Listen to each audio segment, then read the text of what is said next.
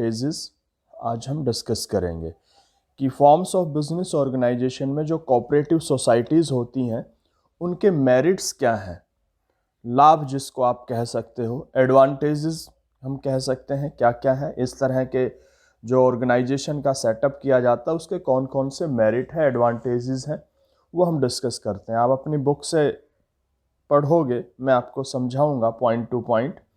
तो सबसे पहले हम बात करते हैं इजी फॉर्मेशन। जो सबसे बड़ा मेरिट है कोऑपरेटिव सोसाइटीज़ का वो है इजी फॉर्मेशन। पीछे हम पढ़ के आए हैं, इसके जो मीनिंग या फीचर्स आप कह सकते हो उसमें कि कोई भी 10% जो अडल्ट हो वो कोऑपरेटिव सोसाइटीज़ का सेटअप कर सकते हैं या रजिस्ट्रेशन करा सकते हैं, क्योंकि मिनिमम मेंबर्स भी हमने पढ़े 10 होते हैं, तो कम से कम 10 लोग तो आपको चाहिए।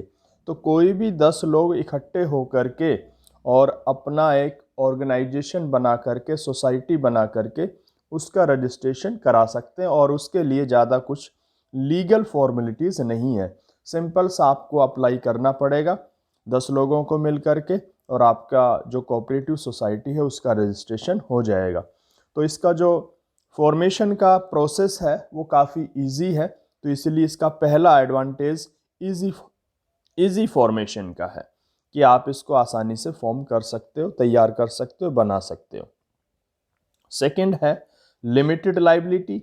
लिमिटेड लाइबिलिटी का मतलब क्या है कि इसमें जो भी पर्सन मेंबर बनता है उसको अपने हिस्से की कैपिटल देनी पड़ती है, फंड देना पड़ता है, पैसा देना पड़ता है, लेकिन जो भी फिक्स किया जाता है, जो भी उसका हिस्सा फिक्स किया जाता है या जितने अमाउंट की वो गारंटी देता है उतना ही अमाउंट उससे लिया जाएगा, उससे ज़्यादा अमाउंट उससे नहीं लिया जाता।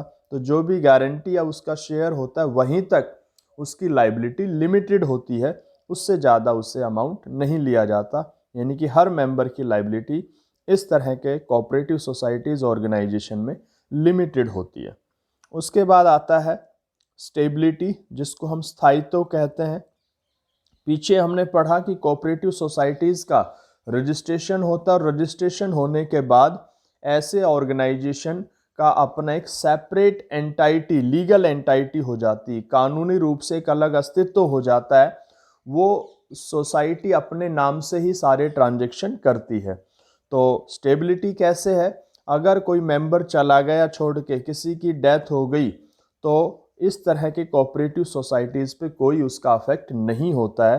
कोई नया मेंबर आ गया, कोई पुराना छोड़ के चला गया, किसी की डेथ हो गई, हमारे कोऑपरेटिव सोसाइटीज़ पे उसका कोई अफेक्ट नहीं पड़ेगा, वो अपना एज इट इज़ काम करती रहेगी। ये नहीं कि कोई मेंबर चला गया तो सोसाइटी भी काम करना बंद कर देगी, उस पर कोई ज़्यादा अफेक्ट उसका नहीं होगा। चाहे किसी की डेथ हो जाए, चाहे कोई उसको लीव कर ले, छोड़ दे, ठीक है। उसके बाद आता है डेमोक्रेटिक मैनेजमेंट। डेमोक्रेटिक को हम कहते हैं लोकतांत्रिक प्रबंधीय व्यवस्था। लोकतांत्रिक वो होती है जिसमें सब मिलके कोई व्यवस्था करें। जैसे हमारे देश का जो पॉलिटिकल सिस्टम है, गवर्नमेंट सिस्टम है, वो डेमोक्रेटिक है। यहाँ हम सब मिल के सरकार का चुनाव करते हैं, वोटिंग होती है, उसमें से फिर हमारी सरकार बन के आती है। कौन यहाँ से एमएलए बनेगा, कौन फिर उसमें से सीएम बनेगा, तो ये सारी चीज़ें डेमोक्रेटिक सिस्टम है। ऐसे ही कोऑपरेटिव सोसाइटीज़ में भी जो भी मैनेजमेंट करते हैं वो लोग चुने जाते हैं। पहले तो सारे लोग मेंबर बनते हैं, उन सभी मेंबर मिलके कुछ लोगों का चुनाव करते हैं, चयन करते हैं कि भाई मैनेजमेंट का काम कौन संभालेगा, और उस पर वोटिंग होती है कि भाई जो भी लोग मैनेजमेंट करने के लिए तैयार होते हैं वो आगे आते हैं, और फिर वोटिंग से तय होता है कि भाई कौन व्यक्ति मिलकर इसका मैनेजमेंट करेंगे। तो यानी कि एक डेमोक्रेटिक सिस्टम होता है। इसमें ये नहीं कि मनमर्जी से किसी को बना दिया, ऑटोक्रेसी, तानाशाही या ज़बरदस्ती नहीं होती है इसमें। नेक्स्ट है लेसर ऑपरेटिंग एक्सपेंसेस। ऑपरेटिंग का मतलब होता है संचालन, किसी काम को करने में जो आपका खर्चे आते हैं उसको ऑपरेटिंग एक्सपेंसेस कहते हैं। तो इस तरह के जो ऑर्गेनाइजेशन होते हैं उसके ऑपरेटिंग एक्सपेंसेस काफ़ी कम होते हैं। लेसर का मतलब कम, बाकी ऑर्गेनाइजेशन से। कैसे? क्योंकि जो भी इसके मेंबर होते हैं उन्हीं में से मैनेजमेंट के लोग तैयार किए जाते हैं, वही इसका एडमिनिस्ट्रेशन करते हैं, पूरा प्रशासनिक कार्य करते हैं, और उसके लिए वो अलग से कोई रेमरेशन नहीं लेते हैं, ठीक है। अलग से कोई ऐसा अपने प्रोडक्ट का एडवर्टाइजमेंट आपको नहीं करना पड़ता, क्योंकि जो भी प्रोडक्ट या सर्विस का हम इसमें ट्रांजैक्शन करते हैं वो अपने ही मेंबर्स को किया जाता है। तो इस तरह के ऑर्गेनाइजेशन में कोई ज़्यादा एक्स्ट्रा एक्सपेंसेस नहीं होते हैं, ना तो ऑफिस से रिलेटेड ज़्यादा एक्सपेंस होते हैं, ना ही प्रोडक्ट को सेल करने के लिए अलग से कोई एडवर्टाइजमेंट या और तरह के एक्सपेंसेस किए जाते हैं। तो इस तरह के कोऑपरेटिव सोसाइटीज़ ऑर्गेनाइजेशन के जो ऑपरेटिंग एक्सपेंसेस होते हैं वो काफ़ी कम पाए जाते हैं, कि ये इसका मेरिट है। उसके बाद टैक्स एडवांटेज। टैक्स एडवांटेज का मतलब कर, टैक्स का मतलब होता है कर, जो गवर्नमेंट हमसे लेती है उसका भी बेनिफिट मिलता है, क्योंकि इस तरह की जो कोऑपरेटिव सोसाइटीज़ होती हैं वो इनकम टैक्स से एग्जेम्प्ट होती हैं, उनको अपने इनकम पे टैक्स नहीं देना पड़ता, तो यानी कि टैक्स का भी बेनिफिट मिलता है।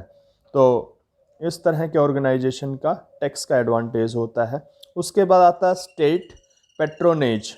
स्टेट का मतलब यहाँ पे स्थिति, और पैट्रोनेज का मतलब होता है संरक्षण है, यहाँ पे बचाव करना, बचाना, संरक्षण करना।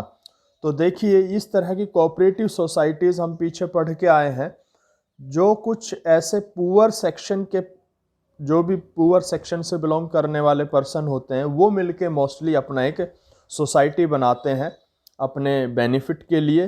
तो कहीं ना कहीं हम कह सकते हैं cooperative societies mostly poor section के लिए काम करती है सोसाइटी में।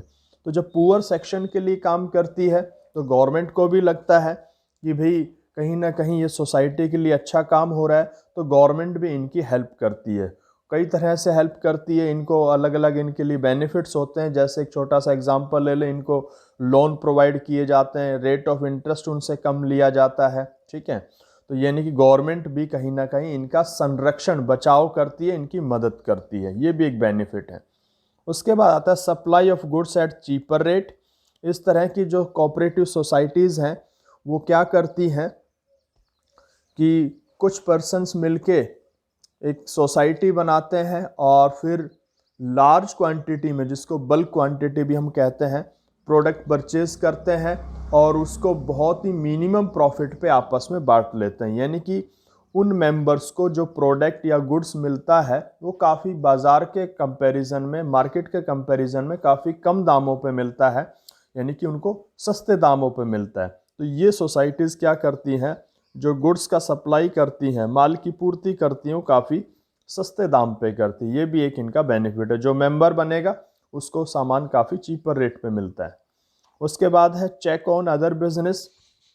चेक का मतलब वैसे तो जांच करना होता है, यहाँ पे हम प्रभाव ले सकते हैं कि जो बाकी बिजनेस है उन पे भी इनका असर होता है।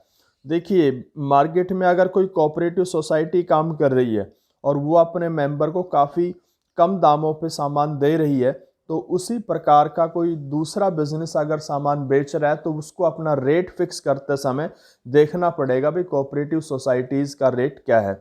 अगर वो ज़्यादा रेट लेगा तो लोग उससे सामान खरीदना कम कर देंगे, कोऑपरेटिव सोसाइटीज़ से उनको बेनिफिट लगेगा तो उसके मेंबर बन जाएंगे। इसलिए कोऑपरेटिव सोसाइटीज़ कहीं ना कहीं दूसरे बिजनेस को भी अफेक्ट करती है, उस पर प्रभाव डालती है, और वो लोग भी जो है अपने कंज्यूमर को सही दामों पे सामान बेचने लग जाते हैं। ये भी एक बेनिफिट है इसका। उसके बाद आता है इकोनॉमिक डिसेंट्रलाइजेशन। इकोनॉमिक का मतलब होता है आर्थिक, डिसेंट्रलाइजेशन का मतलब होता है विकेंद्रीकरण, सेंट्रलाइजेशन का उल्टा, सेंटर का मतलब होता है केंद्र, एक जगह कोई चीज़ इकट्ठी हो जाए, एक बिंदु पे इकट्ठी हो जाए उसको सेंटर कहते हैं, और जब एक चीज़ बट जाए उसको डिसेंट्रलाइजेशन कहते हैं। तो देखिए वैसे हम बिजनेस की बात करें तो हर आदमी के पास तो इतना फंड होता नहीं है, कैपिटल होता नहीं है कि वो बिजनेस कर सके। तो कुछ लोगों का एक तरह से हम कह सकते हैं कहीं ना कहीं प्रभाव रहा है हमेशा मार्केट पे, वही लोग बिजनेस को करते हैं।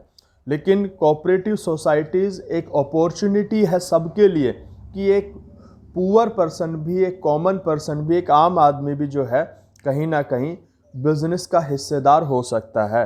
मेरे पास अकेले के पास पैसा नहीं है बिजनेस करने का, लेकिन हम कुछ लोग मिलकर एक सोसाइटी बना सकते हैं और प्रोडक्ट खरीद के इकट्ठा और आपस में हम सस्ते दामों पे बांट सकते हैं। यानी कि कहीं ना कहीं जो बिजनेस है वो अलग अलग लोगों के हाथ तक पहुंच जाता है, फैल जाता है। इसको कहते हैं इकोनॉमिक डिसेंट्रलाइजेशन। आर्थिक रूप से विकेंद्रित मार्केट में या सोसाइटी में इकोनॉमिक डिसेंट्रलाइजेशन होता है, आर्थिक रूप से उसका विकेंद्रीकरण होता है कि बिजनेस कुछ लोगों में लिमिटेड या सीमित ना रह करके वो आम आदमी तक पहुंच जाता है कोऑपरेटिव सोसाइटीज़ के द्वारा। तो स्टूडेंट्स, मैंने आपकी बुक के ही मेरिट्स लिए हैं, उससे आप इनको पढ़ोगे। समझा हमने कि कोऑपरेटिव सोसाइटीज़ के मेरिट्स क्या क्या होते हैं, और अगर किसी तरह की कोई प्रॉब्लम हो तो मुझसे आप पूछ सकते हो।